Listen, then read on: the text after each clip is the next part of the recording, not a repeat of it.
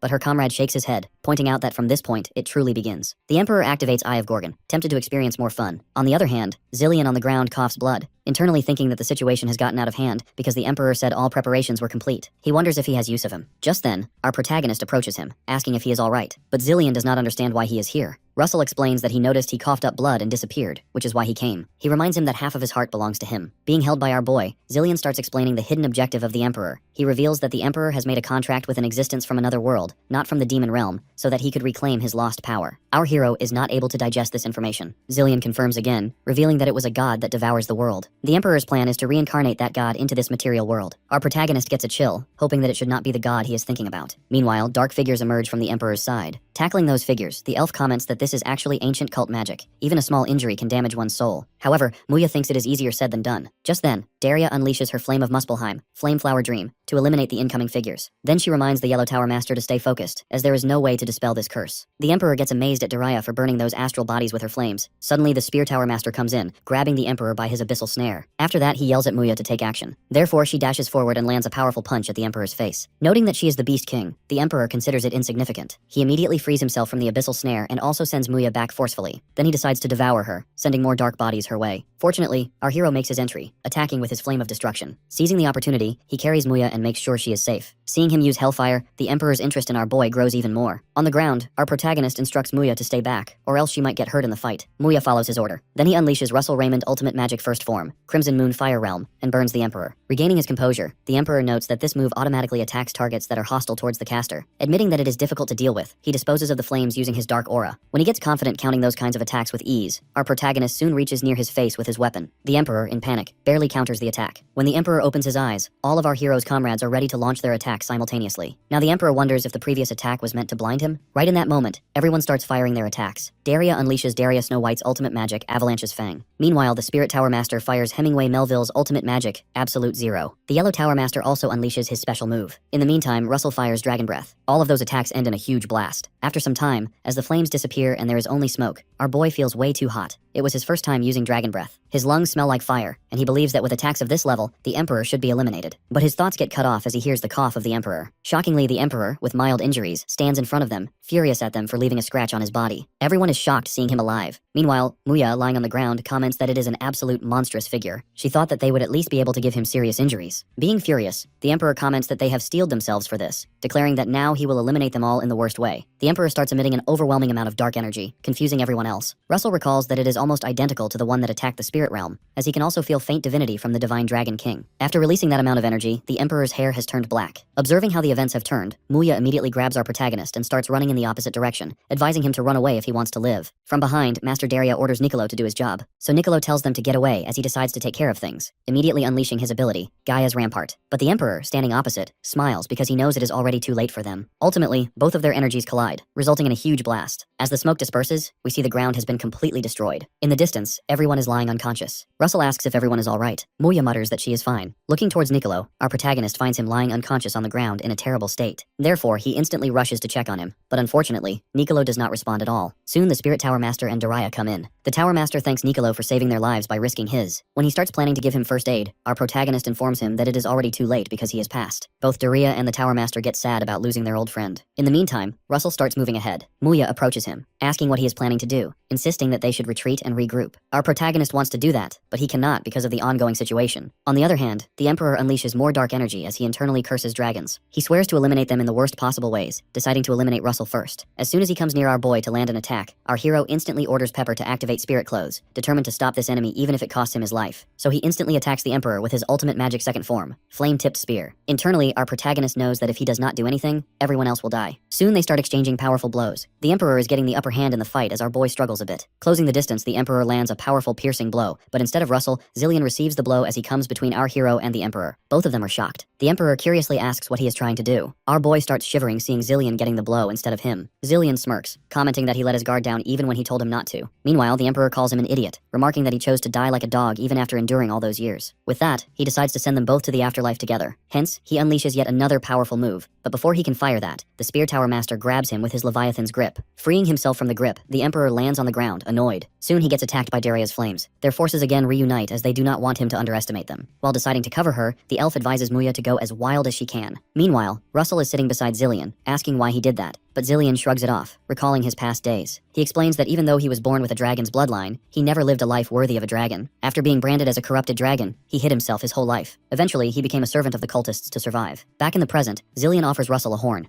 It is actually his refined mana, only the form has changed, but it is the same as his heart. Our protagonist starts trembling, remarking that Zillion will die if he gives that to him. Still, Zillion, while coughing, says that he is dying anyway, so he wants to at least end like a dragon. Tears fall from our hero's eyes as he listens to Zillion calling him his young dragon emperor. Some time passes, and we see Muya and the elf defeated and lying on the ground. Meanwhile, Daria is still fighting with her flames. Landing on the ground, she checks on the Spear Tower Master. The Tower Master remarks that he has already reached his limit. While supporting him, Daria reflects they have been living for a long time. As the Tower Master gets up, he states he does not have any regrets. But Daria reveals that she has one. She wants to see her apprentice get married. She thinks that her first and second apprentices should have retreated by now. Therefore, she wants to send the youngest one away as well. Determined to see the three of their weddings, even if it might be from the underworld, she starts activating her flames. The Spear Tower Master also joins her. Now both of them are unleashing an overwhelming amount of energy. Seeing them, the Emperor remarks that they are even squeezing out their mana to the point of risking their lives. He gets amused, coldly deciding to grant their death wish. However, out of nowhere, he receives a heavy punch from Russell. The punch is so hard that he is blown away across the battlefield. Daria gets stunned seeing our boy in a completely new transformed shape. A system notification pops up, telling him that he has absorbed the horn of a corrupted dragon. All the powers of the 6 dragons he has collected until now are with one another. Suddenly, a red system notification pops up giving a warning that the amount of mana is too great. From the debris, the Emperor asks if he has absorbed Zillion's mana. Still, he cannot believe it, as he might not have fully regained his power. But he was not expecting to get pushed this far. Soon, our protagonist attacks with his spear, which lands between his legs. Flying above, Russell is ready to launch another spear towards him. Soon, the two are crossing their weapons with full strength. While the Emperor fights with everything he has, he addresses our boy as the Dragon Emperor of this era. Both jump back after pushing each other with their weapons. The Emperor mentions that the Dragon Emperor and the Savior from another world ruined the plan last time, and this time, even their descendants are getting in his way. He dashes forward to attack our protagonist, but Russell counters the attack. The Emperor is determined to take away his life before the end of the material world, so he unleashes another attack, yelling for him to die. Russell has a hard time because the area of damage is too wide to dodge, but still uses ultimate magic second form, Flame-Tipped Spear, La Mancha Giant Slayer. From a distance, the Tower Master and Daria observe the battle. The Tower Master comments that he never thought he would end up finding God by living as a mage. On the other hand, Daria feels worried about our boy. The scene shifts to the Britannia Empire capital, where circles are drawn above the castle tower, and the energy keeps getting stronger. Soon, the citizens of the capital start collapsing one after another. Meanwhile, at the top of the tower, a group of cultists are busy in a ceremony calling something to their place. The leader calls out to the great climate from beyond, the evil god, yelling that they have offered the blood sacrifice and are prepared with utmost devotion. He prays for the evil god to engulf them in its darkness and save them through death. Soon, a large tentacle-like structure is shown in outer space. Back to the battlefield, our hero and the Emperor are fully focused on attacking each other. The Emperor attacks and our protagonist dodges. Seizing the opportunity, Russell unleashes Karanos to hit his opponent with lightning. After being hit, the Emperor unleashes afterworld arrows and launches them towards our boy. While dodging the arrows, Russell's body starts getting heavier and heavier, as his body cannot uphold this divine power. He pushes hard and manages to almost hit his opponent. After defending himself, the Emperor curses, unable to believe a mere mortal dares to fight him. So he dashes forward and uses his blade to counter our protagonist. Russell reflects internally that at this pace he is going to lose, but he reminds himself that he needs to beat him no matter what. He knows it is risky, but he does not have a choice. If it is the current him, he thinks it is possible. Therefore, he decides to pour everything he has into his next attack to protect everyone. After pushing back his opponent, he orders Pepper to release the spirit clothes. Soon, our protagonist transforms into a dragon. This catches the Emperor off guard, as he never expected a human to do that, even if he might be the Dragon Emperor's descendant. Without wasting time, Russell in dragon form unleashes a heavy amount of flames towards his opponent. The Emperor screams loudly as the flames result in a huge blast. Soon after, our boy transforms back to his human form, grateful that the dragon transformation worked. But unfortunately, the side effects are too severe. It feels like his heart is going to explode. Shockingly, he still hears the laughter of the Emperor. Even though he is burned, he is still alive. Russell, with a cold expression, asks what is so funny. The Emperor, crazy, wonders how he could not laugh, saying that he has gained power comparable to a transcendent being, yet he is blinded by victory to the point that he cannot even understand the situation. Then he points towards the sky, revealing that the climate, the evil god, has descended upon the material world. Soon a huge vortex appears in the sky, and a monstrous being starts to emerge. Russell, in panic, wonders how it appeared without him noticing, as he did not sense its presence at all. Standing hopelessly, our hero wonders if the reason is because it is from another dimension. Putting that aside, he notices that this thing is on a level that cannot even be compared to the one he encountered in the spirit realm. No, he gets that this is the reason why the Spirit King called it a fragment of a god. Unfortunately, just then, Russell vomits blood. The Emperor clearly enjoys the view as he mockingly addresses him as the Dragon Emperor of this era. Raising both hands, the Emperor is excited to be reborn from this moment on, calling out to the evil god, wanting to borrow its power. tower. Right at that moment, he gets struck by heavy lightning from the sky. On the other hand, our protagonist passes out even though he does not want to. Before he can fall to the ground, the Tower Master grabs him, while Dariah makes a protective shield to cover them. Their plan is to get out of there immediately. Seeing that the evil god has already descended, the cultists celebrate, as their wish has finally come true. The cult leader yells that the material world is finally going to see its end. Meanwhile, thunder strikes the ground in multiple places. A few days later, at the Endymion army main camp, Daria notes that their losses are enormous, and the Empire's berserk magic really worked. But the Tower Master feels grateful that they have been treated in time. The two superhumans are saved but are only unconscious. They will soon wake up. The only thing that worries Daria is that evil god that disappeared instantly, and the Emperor. The sky that set the boundary between day and night also disappeared. She wonders what in the world is about to happen. Then the Master asks if she is going to visit Russell again, and Daria states she needs to visit him because she cannot leave him in his current state. Just then, Baron Donovan runs towards them, reporting that the princess is on her way here. Princess Hecate sits beside an unconscious Russell, holding his hand, never expecting the Emperor and pagans to go to this extent. Daria insists it is the truth. She explains that the Emperor's body is possessed by a transcendent of the pagan cult, resulting in a dark being from another world descending into the material world. Furthermore, a monster rampages near the capital, plus an unrecorded new species is emerging. Princess Hecate stands stunned, considering this an unprecedented danger, and asks about Daria's next move. Confidently, the Master declares they will charge forward to target the capital. She notes the many sacrifices of this war, the loss of the Yellow Tower Master, and the clear injuries to leaders of each species. On top of that, Duke Russell is on his deathbed. Still, they cannot afford to delay further. Not just Endymion, but the entire continent is in danger. Tears shed as Hecate mentions they need to wait for 1 week. According to her, His Highness has already requested reinforcements from other nations, and soldiers will gather at the main camp within a week. However, since these are for the front line, she notes they need to convince them to target the capital. Daria bows, reassuring her of their success. The princess believes in them, caressing our hero's forehead as she believes he will surely return to her. Sometime later, Russell finally wakes up. Getting up, he wonders where he is, realizing his bones are completely healed, and wonders if a lot of time has passed. In panic, he worries about the others, immediately coming out of his room to find himself in a large, fancy building resembling a shrine. Soon, someone approaches, shocking him, a person with long hair and a ponytail. Knowing our boy must have many questions, the stranger suggests they move somewhere else. Following him, Russell recalls that this person fought the giants in the mural the otherworld savior Barry Arios mentioned. Recalling what that otherworld monster said, our protagonist realizes he is Kim Hyun-sung, his ancestor. Soon they reach a massive door, which Hyun-sung immediately opens. Seeing someone sitting inside, our boy thinks she is his mother but shrugs it off. That lady is actually the dragon god, who turns to him, pointing out that he must be the first dragon emperor, the dragon king. She also notes he got it in one go. Russell then turns to Hyun-sung, considering him the otherworld savior, but Hyun-sung feels annoyed because the title makes him cringe, wondering why it is otherworld savior when there are many cooler names. The lady gets up, explaining this is Pantheon, the world in which gods live, known in the material world as the divine realm. Leaning towards our protagonist, she tells him to look out the window at the place where Olympia gods live. She points to the world tree Yggdrasil, noting Asgard lies above it. Then she points towards the third island, Ire, where the goddess of Damon's family lives, stating that they are currently in the divine dragon realm. She explains the divine realm is separated into these 4 territories. Our boy reflects internally that after the mythological era, the words of the gods were a mystery, with only rumors that they had created a divine realm and moved there. Russell never expected it to be the truth, but soon realization hits, and he asks if he is dead, unable to figure out why he is in the divine realm. The lady chuckles that only his consciousness is temporarily there, while Hyun-sung states that he is alive and well. The divine dragon king asks if he knows why he cannot reach the 9th circle, answering that it is because of the dragon emperor's divinity. This makes our boy flinch as he wonders about the 9th circle. She explains that divine power comes from divinity, and in his case, his divinity is so huge that mana stabilization does not work. Hyun-sung pats his shoulder, revealing that is why they called him, to teach him how to build his divinity. After that, he will leave the appearance of a human and be reborn as a demigod. Later, they reach the Asgard gods' training hall, Asgard Einherjar. Hyun-sung boasts that it is so sturdy that even if the gods duel there with all their strength, it will not be affected, making it the perfect location to train his divinity. But our boy hesitantly asks how long it is going to take, recalling that the Dragon King said the material world is fine, but he is still worried. Deep in thought, Hyun-sung realizes his concern actually made our boy worry more. Deciding to be honest, Hyun-sung explains that the material world will soon be in a dangerous situation. He coldly reveals that the Emperor is trying to borrow power from another world to revive, and Russell cannot face him as he is right now. Therefore, he believes our hero really needs to turn divinity into his own. Our hero fills with rage, learning the Emperor is still alive, and thinks if he were stronger, this would not be happening. But Hyun-sung tells him not to overthink, because after training, the Emperor will be nothing. With that, training starts as Hyun-sung gathers energy, instructing our boy to close his eyes, then pours that energy into our hero's forehead, saying he will face the divinity deep within him. When our protagonist opens his eyes, he finds himself in a place like outer space, listening to the faint voice of his ancestor telling him not to lose. Observing the area closely, Russell wonders if this is a world within his mind, but it seems much deeper than he thought, and it is difficult to use magic. As soon as he tries to use magic, he feels something approaching him from behind. A figure reveals itself, looking just like Russell, before transforming into a huge flame dragon. The feeling our boy gets is familiar.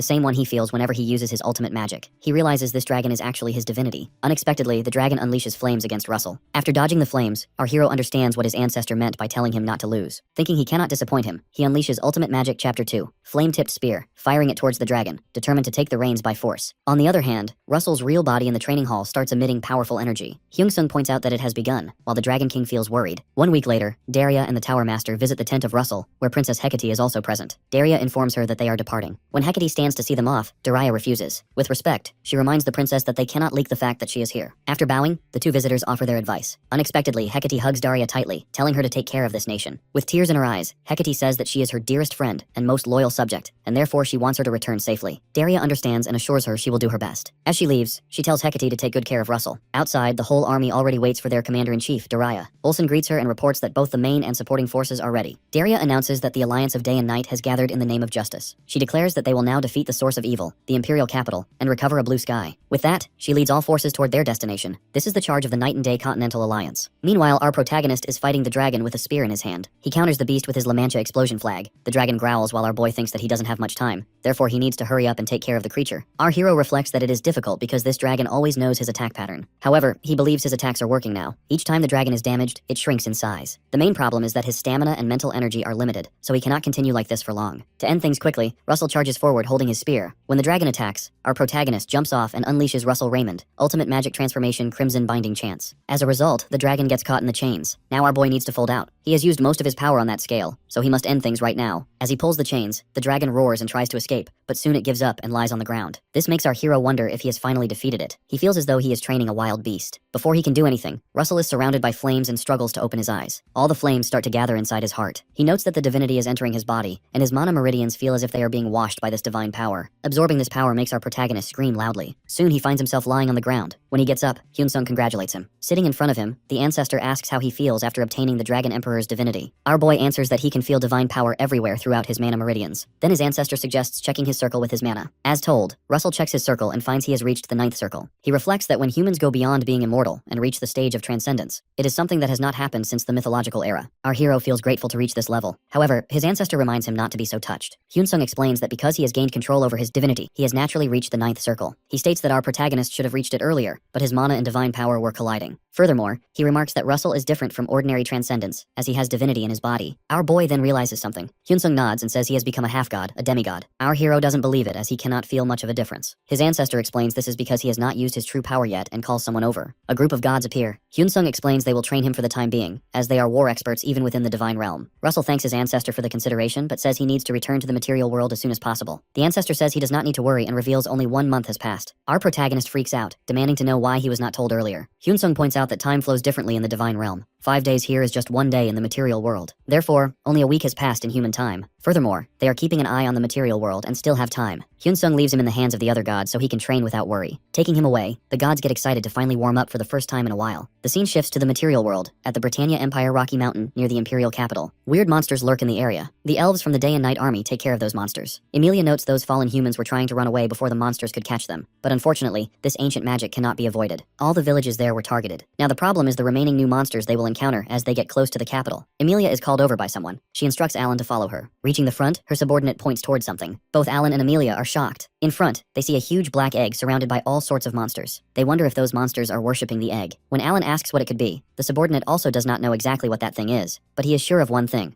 If that thing wakes up, it will be the end of their world. In the divine realm, a god remarks that 3 months have passed, and Russell does not appear even slightly tired. Hyun-sung nods, boasting that our protagonist is indeed his descendant. While fighting a god, our boy feels he is becoming adept at handling divinity, yet he remains unsatisfied. When he receives a collective blow from the gods, he struggles momentarily. One of the deities notes that our hero still cannot fully withstand their combined might, prompting Russell to demand they all come at him at once. One god refuses, pointing out that our protagonist has already become their equal. Therefore, further training seems meaningless. Russell does not back off, asserting that he has only just reached the point of using his divinity freely. At that moment, Hyun-sung intervenes, noting that awareness of one's own lingering deficiencies is proof of growth. Stating that all things have stages, Hyun-sung suggests our boy take a walk outside. Later, while they walk, the ancestor reminds our hero of the old adage, know the enemy and know yourself to win every battle. With a smile, he asks our protagonist who his enemy is and what they seek. Russell reveals the foe is a cult transcendent who, after the demon realm passage was sealed, made a contract with an entity from another world to recover a lost power key. Shockingly, Hyunsung reveals that this enemy was once his own apprentice. Our hero never expected this revelation. His ancestor explains that the man's name is Vlad Draculea. When they first met, Vlad was a child who had lost his family to war and stood on the verge of death. Hyunsung took him in and taught him magic. Vlad was a genius, reaching the level of a tower master before reaching adulthood, but his outstanding talent eventually became poison. When he found himself unable to break through the wall of the transcendent after many years, he fell into despair. He compared himself to his master and tormented himself endlessly. As time passed, Vlad fell deeper into darkness and refused to listen to reason. In his vulnerable state, he gave in to temptation and became the first cultist to truly ascend as a transcendent. Soon after, a war broke out between the gods and the demons. The gods won and sealed the passage to the demon realm. Having lost his source of power, Vlad took advantage of the aftermath, remained in the realm, and stole Hyunsung's body. Our protagonist struggles to understand why he would do such a thing. His ancestor explains that Vlad likely intended to raise his own rank using the divinity stored within that body. Our boy now understands why the enemy turned black. When it was said that Vlad put on a shell, this was the meaning. Russell reflects that Vlad found a fragment of Hyunsung's flesh in the material world, as a clue to track down an existence from another world that could restore his power. Hyunsung states that after reclaiming his complete body and lost power, Vlad is now on the verge of revival. Hearing this, our hero requests to return to the material realm immediately, believing his higher realm of power will allow him to handle the divinity needed to stop Vlad. However, his ancestor reveals this is impossible, stating that with his current power, there is no chance of victory. He points out that our protagonist may only stand a chance if he finishes his final training. When Russell asks to start right away, Hyunsung reveals that the final task is simply making a ball. Our boy stands with his jaw dropped, unable to comprehend the request. The scene shifts to the material realm. The Tower Master, observing the giant egg, finds what he is seeing hard to believe. He wonders if this egg is actually the Dragon Emperor. Observing the object with her ability, Daria remarks that a faint trace of Russell's divinity is mixed with an unknown energy. She concludes it truly is the Dragon Emperor. Right then, Emilia arrives to report that the Alliance is ready. Their plan dictates that the moment the signal flare rises, a full-scale war will begin. In the meantime, Daria, Emilia, and the White Tower Master will move to deal with the giant egg. The operation begins as the three of them dash forward. Emilia uses her ability, Blow, calling upon the vast current that dwells beneath the sky and earth to complete her move. Seeing the massive green tornado, Olsen orders everyone to charge, recognizing the signal from their commander-in-chief. From the Divine Realm, the Dragon King sees that the war has begun. Meanwhile, our hero is trying his best to make a ball, while the Dragon King hopes his chosen descendant will do his best. Back in the material realm, Daria's group is intercepted by monsters. The Tower Master instructs Daria to leave the enemies to him and Emilia so she can press on. Daria dashes forward, planning to destroy the egg in a single strike. She unleashes her ultimate magic. Final chapter. Ensemble of the White Snow. After a massive blast, the smoke settles, and Daria is shocked to see her attack failed to leave even a scratch. Suddenly, a voice remarks that her struggle is meaningless. The egg begins to crack as an evil aura pours out. The White Tower Master watches in confusion as the surface shatters. Daria realizes they have been tricked. The man was waiting for them from the start. The egg opens completely, and Vlad steps out with long hair, feeling refreshed by his rebirth. A suit materializes over his body from his dark aura. He makes a cruel comment about their stubbornness, stating that when ruin is an unavoidable fate, their struggle is pitiable. Vlad then asks about Russell, wondering if he is already dead. Unleashing her power, Daria furiously tells him she has no reason to answer. In a rage, she activates her ultimate magic once more. However, before her attack hits, Vlad fires a powerful beam that nearly strikes all three of them. The group is terrified as Vlad remarks that he only missed because so much time has passed since he last aimed. With a mocking smile, he prepares his next move, announcing that he will not miss again.